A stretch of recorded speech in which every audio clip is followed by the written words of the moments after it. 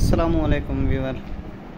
ये चा भोले ने तैयार की थी ये जी अंगीठी, माशाल्लाह कितनी खूबसूरत है, प्यारी है।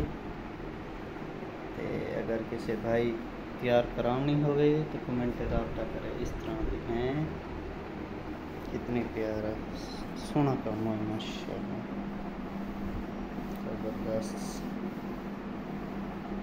बड़ी मेहनत लगी है।